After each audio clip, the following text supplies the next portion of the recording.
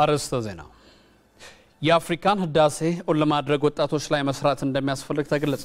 የአፍሪካ ህብረት የመሪዎች ጉባኤ በተለያዩ አጀንዳዎች ላይ እየመከረ ነው።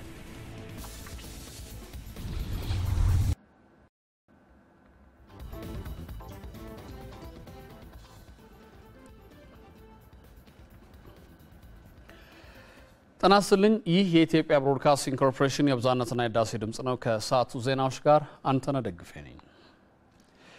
የአፍሪካ ህብረት የመሪዎች ጉባኤ በአዲስ አበባ እየተካሄደ ነው። የህብረቱ የወቅቱ ሊቀመንበርና የጊኒ ፕሬዝዳንት አልፋ ኮንዴ አፍሪካንን ለህዳሴያቸው መረጋገጥ ወጣቶች ላይ ማዕከል አድርገው ሊሰሩ ይገባል ብለዋል። የህብረቱ ኮሚሽን ሊቀመንበር ፋኪ መሐማት በኩላቸው ስምምነት የሚደረስባቸው ነጥቦች ተግባራዊ እንዲደረጉም ጠይቀዋል። አበባዩ ተከታትሎታል። ከአጠቃላይ ህዝቧ ከ60 በመቶ የሚልቀው ወጣት የሆነባትና ከራሷ አልፎ ዓለምን ማኖር የሚችልም ሀብት ያላት አህጉር ናት አፍሪካ። ይሁን እንጂ በሰላም እጦት፣ በድህነት፣ በሽብርተኝነት፣ በሙስናና በስራ አጥነት ህዝቦቿ እየተፈተኑባት የምትገኝ አህጉርም ናት። 29ኛው የአፍሪካ ህብረት መሪዎች ጉባኤን እያስተናገደች በምትገኘው አዲስ አበባ የታደሙት የሀገራቱ መሪዎችም መሰል መሰናክሎችን በማስወገድና የፓን አፍሪካኒዝም ጽንሰ ሀሳብን በማጎልበት አህጉራዊ ህዳሴን ማረጋገጥ በሚቻልባቸው መንገዶች ላይ እየተወያዩ ነው።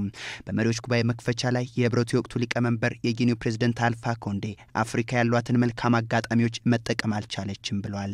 አፍሪካ የሰላም፣ የልማት፣ የፈጠራና የብልጽግና ምድር መሆን አለባት ያሉት ሊቀመንበሩ ለዚህ ራዕዩን መሆን ፖለቲካዊና ኢኮኖሚያዊ ትስስሩን ማጠናከርና በአህጉሪቱ መጻኢ ጊዜ እጣ ፈንታ በሆኑ ወጣቶች ላይ መስራት ያሻልም ብለዋል።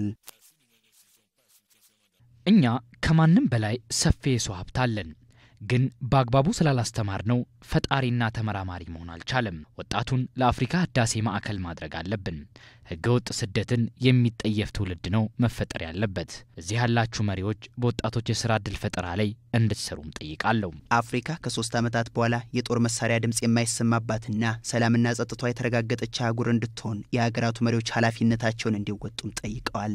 የአፍሪካ ህብረት ኮሚሽን ሊቀመንበር ሙሳ ፋኪ መሐማት በበኩላቸው በሩዋንዳው ፕሬዝዳንት ፖል ካጋሜ የቀረበው የህብረቱን የፋይናንስ አቅም የማሳደግና ተቋማዊ አወቃቀሩን የማሻሻል ሐሳብ በሚቀጥለው ዓመት እንዲሳካ ለታቀደው ህብረቱን የማጠናከር ግብ ቁልፍ ሚና ይጫወታል ብለዋል።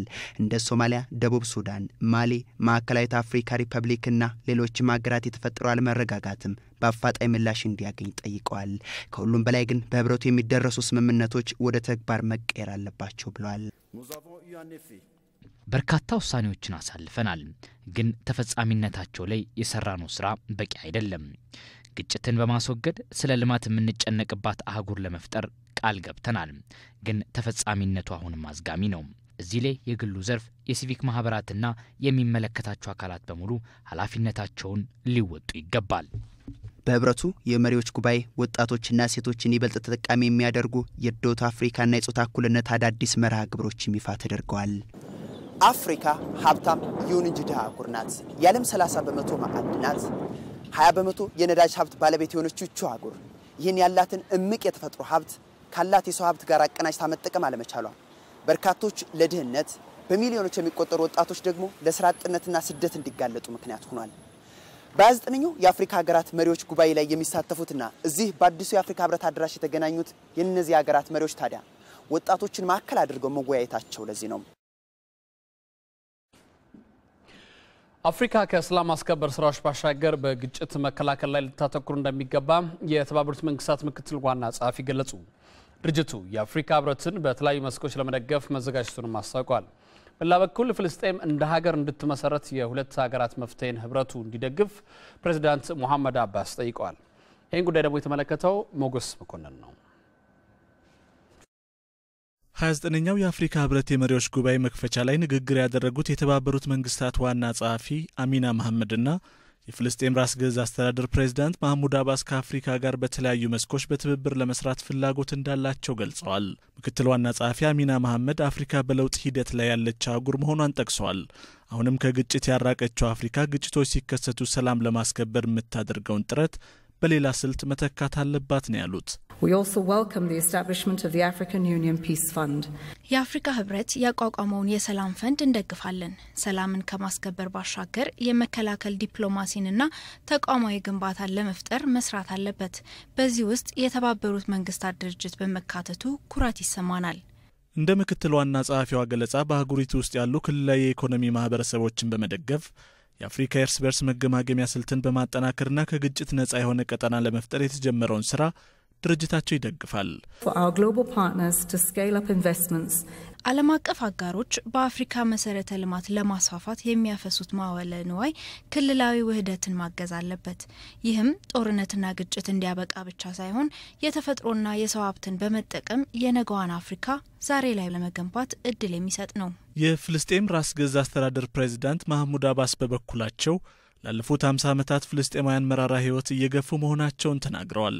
ከዚህ ችግር ለመውጣት ፍልስጤም እንደ ሀገር እንድትመሰረት የሚያስችላት የሁለት ሀገራት መፍትሄን የአፍሪካ ህብረት እንዲደግፍ ጥሪ አቅርበዋል። ከአፍሪካ ህብረት ጋር ያለንን ምጣኔ ሀብታዊ ትብብርና የንግድ አጋርነት ለማጠናከር ዝግጁ መሆናችንን እናረጋግጣለን። በግብርና በጤናና በኃይል ዘርፍ የባለሙያ ልምድ ልውውጥ ለማድረግና ሽብርተኝነትን ለመዋጋት ቁርጠኛ መሆናችንንም እንገልጻለን።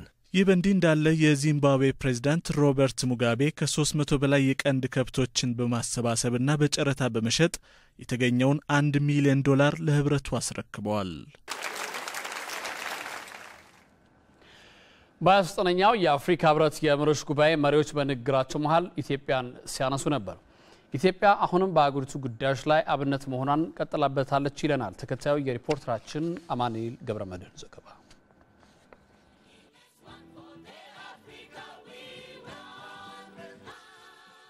የአፍሪካውያን የዘመናት ታሪክ ከተነሳ የኢትዮጵያ ታሪክ አብሮ መነሳቱ አይቀሬ ነው።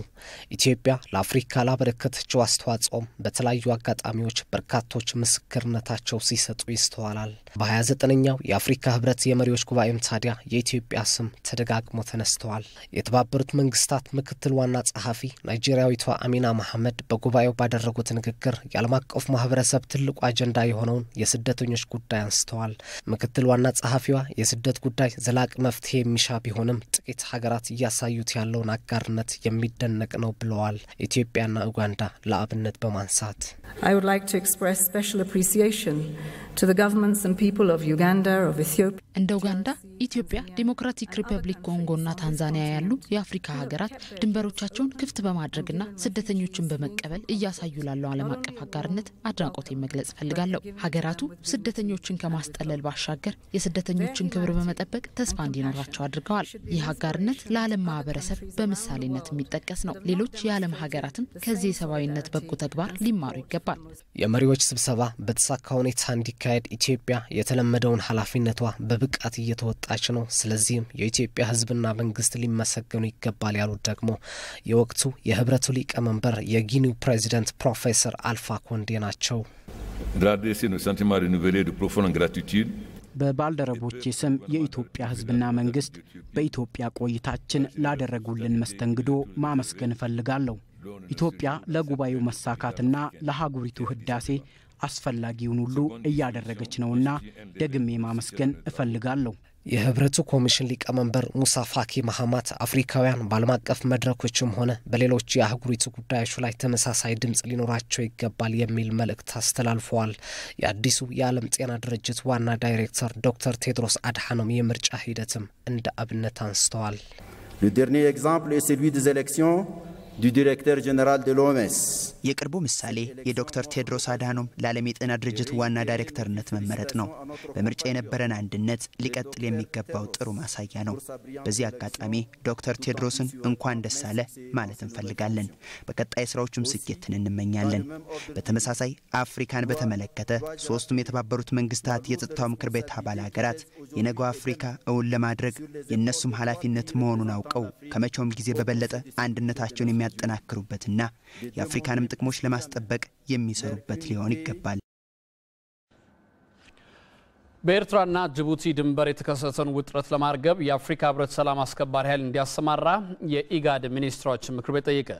የምስራቅ አፍሪካ ልማት በይነ መንግስታት ኢጋድ በደቡብ ሱዳን የሰላም ስምምነት ትግበራ ላይ መክሯል። አለማየሁ ታደለ ተጨማሪ አለው። 57ኛው የምስራቅ አፍሪካ የልማት በይነ መንግስታት ኢጋድ የሚኒስትሮች ስብሰባ ከ29ኛው የአፍሪካ ህብረት ጉባኤ ጎን ለጎን ተካሂዷል። የኢጋድ የሚኒስትሮች ምክር ቤት በኤርትራና ጅቡቲ መካከል በሰፈነ ውጥረትና በደቡብ ሱዳን የሰላም ስምምነት ትግበራ ዙሪያ መክሯል። በጅቡቲና ኤርትራ ድንበር የተከሰተውን ውዝግብ ለመፍታት የአፍሪካ ህብረት ጉዳዩን የሚያጣራ እውነታ አፈላላጊ ቡድን ወደ የሀገራቱ ለመላክ የደረሰበት ውሳኔ በኤርትራ በኩል ተቀባይነት አለማግኘቱን ምክር ቤቱ ጠቁሟል። ስለሆነም የአፍሪካ ህብረት ውጥረቱ ከመባባሱ አስቀድሞ ወደ ስፍራው የሰላም አስከባሪ ኃይል እንዲልክ ጠይቋል። በጅቡቲ በኩል ለዚህ ቡድን ይሁንታውን ሰጥቶ እንዲገባ ፍቃድ ሰጥቷል። በኤርትራ በኩል ስምምነታቸውን አልሰጡም። በዚህ ምክንያት የሀቅ አፈላላጊ ቡድኑ ስራውን መስራት አልቻለም። የኢጋድ ሚኒስትሮች ምክር ቤት በዚህ ጉዳይ ላይም ተወያይቶ የአፍሪካ ህብረት በሁለቱ ሀገሮች መካከል ላይ በተፈጠረው ክፍተት ላይ ሌላ የሰላም አስከባሪ ኃይል የሚገባበት ሁኔታ እንደሚቻች ጥሪ አቅርቧል። በአካባቢው ጦርነትም ሰላም የሌለበት ሁኔታ ሊቀጥል ስለማይችል ለድንበር ጉዳዩም እልባት እንዲገኝ ጥሪ አቅርቧል። የደቡብ ሱዳን የሰላም ስምምነት ትግበራን ለመከታተል የተቋቋመውን ኮሚቴ ሪፖርት ያደመጠው የኢጋድ የሚኒስትሮች ስብሰባ የደቡብ ሱዳን ሰላምና ጸጥታ አሳሳቢ ደረጃ ላይ መድረሱን አመልክቷል። በሀገሪቱ የሚገኙ ተፋላሚ ኃይሎች በደቡብ ሱዳን ሰላም ለማስፈን የሚደረገውን ጥረት እንዲደግፉም ጥሪ ቀርቧል።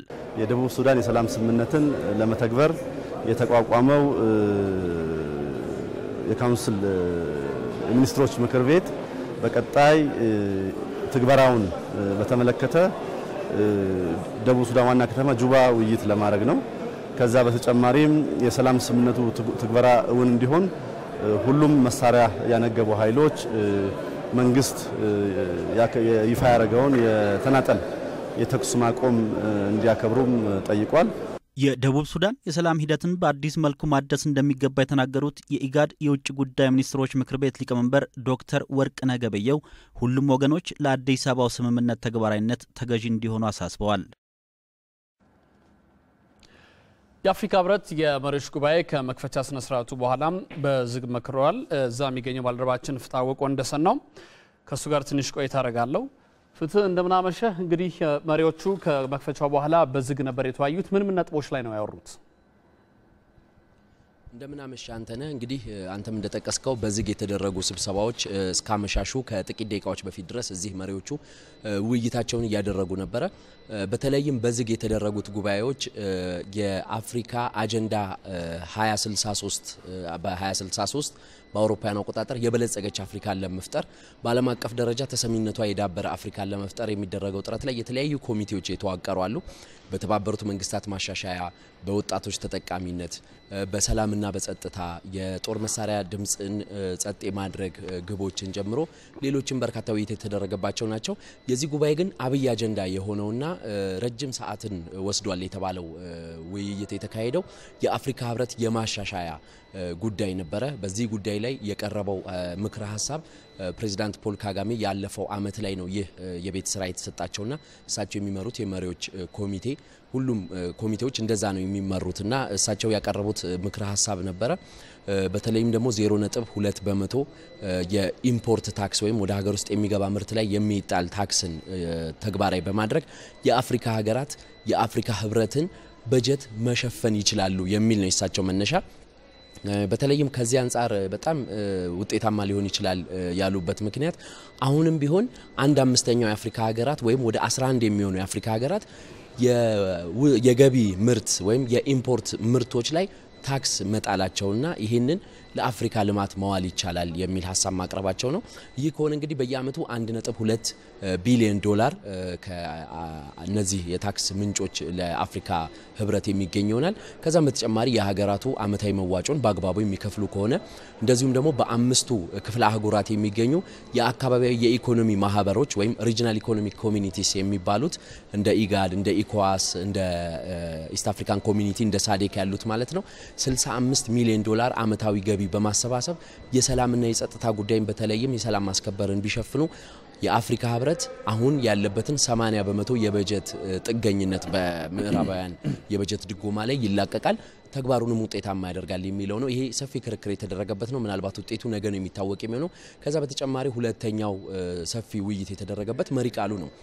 በመሪ ቃሉ ላይ የቻድ ፕሬዝዳንት ኢድሪስ ዴቢም ያቀረቡ ሲሆን ከዛም በተጨማሪ ግን የአፍሪካ ህብረት አባቶች ከሚባሉት መካከል አንዱ የሆኑት የሴኮቱሬ ሀገር የጊኒው ፕሬዝዳንት አልፋ ኮንዴ እንደ ሊቀመንበርነታቸው ይህንን አመት 6 ወሩን 2017 ከገባ ጀምሮ ሲያከናውኑት የነበረው እስከ ቀጣይም ድረስ የሚቀጥሉበት ስራ ነው የሚሆነው። እናም እዛ ላይ ቢያንስ ከ15 እስከ 24 አመት የሚሆናቸው 236 ሚሊዮን የሚሆኑ አፍሪካውያን ላይ በትምህርት በሳይንስና በቴክኖሎጂ እንደዚሁም በስራና በሴቶች ላይ ደግሞ ትኩረት በማድረግ ለውጥ ማምጣት ይቻላል የሚለው ውይይት የተደረገበትና በአመዛኙ በመሪዎች መግባባት የተደረሰበት ግን የውሳኔ ሀሳቦች ነገ ላይ የሚተላለፉበት ነው የሚሆነው። የሰላምና የጸጥታ ጉዳይም እንደዚሁ ቀደም ሲል በቀረቡት ዜናዎች ላይ እንደቀረበው የውይይት አጀንዳ ነበረ። ነገም የአፍሪካ ህብረት 29ኛ የመሪዎች ጉባኤ የሚቀጥል ስለሚሆን የኢትዮጵያ ብሮድካስቲንግ ኮርፖሬሽን እዚህ ጊዜያዊ ስቱዲዮ ስለሚገኝ ከዛ ዜና ማድረሳችንን እንቀጥላለን። አንተ ነው አመሰግናለሁ። ፍታወቅ ወንደሰን ከአፍሪካ ህብረት ላደረስከን መረጃ። ነገም የመሪዎቹ ጉባኤ ስለሚቀጥል እንደዚህ መረጃዎችን እየተከታተልን እናቀርባለን። መልካም ምሽት።